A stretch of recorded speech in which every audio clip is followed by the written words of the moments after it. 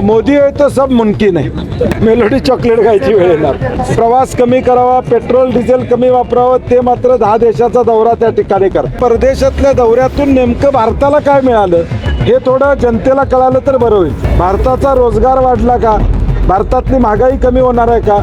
परराष्ट्र धोरणाच्या माध्यमातून डिझेल पेट्रोलचे भाव कमी होणार आहेत का? लोकांना संभ्रम अवस्थेत ठेवायचं काम सरकार करतंय.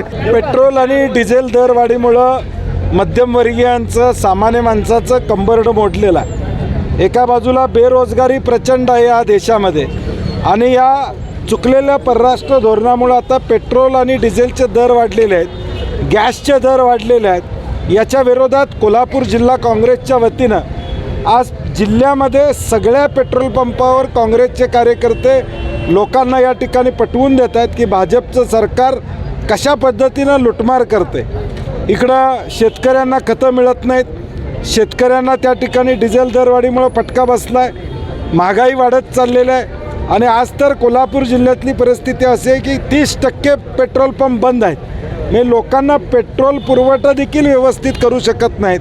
त्याचा निषेध करण्यासाठी आज जिल्ह्यातल्या सगळ्या पंपावर काँग्रेसचे कार्यकर्ते या ठिकाणी उतरलेले आहेत. जूनच्या पहिल्या आठवड्यात मिनी लॉकडाऊन लागेल अशी एक शक्यता होती. नाही, मोदी आहे तर सब मुमकिन आहे. म्हणजे काही होऊ शकते. म्हणजे थाळ्या वाजवायला सांगतील किंवा टाळ्या वाजवायला सांगतील, आता काही होऊ शकते. त्यामुळं इकडं त्यांनी जाहीर केलं की लोकांनी प्रवास कमी करावा, पेट्रोल डिझेल कमी वापरावं, ते मात्र 10 देशाचा दौरा त्या ठिकाणी कर. आमचं म्हणणं या 10 परदेशातल्या दौऱ्यातून नेमकं भारताला काय मिळालं हे थोडं जनतेला कळालं तर बरं होईल. की या आणीबाणीच्या काळामध्ये त्यांचा दौरा आणि त्या दौऱ्यातून भारताला फायदा काय झाला, भारताचा रोजगार वाढला का, भारतातली महागाई कमी होणार आहे का, परराष्ट्र धोरणाच्या माध्यमातून डिझेल पेट्रोलचे भाव कमी होणार आहेत का, हे या ठिकाणी सांगणं अपेक्षित आहे. 30% पेट्रोल पंप बंद आहेत असं दावा तुम्ही करताय, मात्र सरकारकडून सांगितलं जातं की कोणत्याही पद्धतीचा तुटवडा राज्यामध्ये नाही. सरकार खोटं बोलतं आहे. सरकारचे एक मंत्री म्हणतात 1 महिना पुरेल एवढा साठा आमच्याकडे आहे. मुख्यमंत्री म्हणतात काही काळजी करायचं कारण नाही. हे सुपरफिशियल सगळं आहे. लोकांना संभ्रम अवस्थेत ठेवायचं काम सरकार करतं आहे.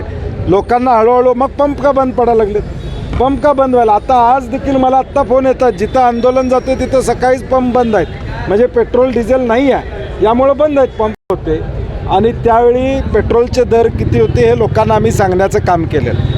ज्यावेळी क्रूड ऑइलचे दर कमी होते त्यावेळी सरकारनं देशातले दर कमी केले नाहीत, किंबहुना ते वाढवूनच ठेवले. आता तुम्ही इराणच्या वॉर किंवा या लढाईमुळे हे झालं म्हणता, हे लढाईमुळं त्याला थोडा हातभार लागला असेल, परंतु तुम्ही गेल्या 5 वर्षामध्ये क्रूड ऑइलचे दर कमी होते त्यावेळी त्याचा फायदा लोकांना दिला का, तर तो दिला नाही. हे आम्ही लोकांना सांगण्याचा प्रयत्न करतो. शेतकरी कर्जमाफीचा निर्णय घेतलेला आहे, काँग्रेस म्हणून काय भूमिका असणार आहे?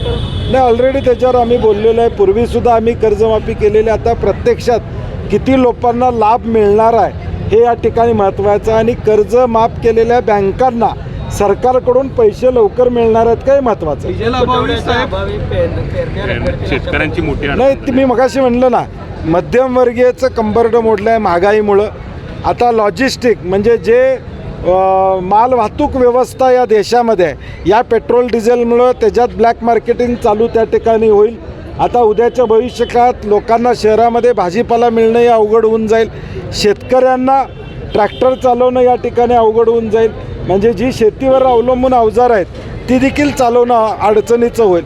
एकूण याचा परिणाम सगळ्या समाज घटकावर या ठिकाणी होणार. चॉकलेट खायची वेळ मेलोडी चॉकलेट खायची वेळ येणार. अशाच नवनवीन अपडेट्ससाठी डिजिटल कोल्हापूर चॅनेलला सबस्क्राईब करायला विसरू नका.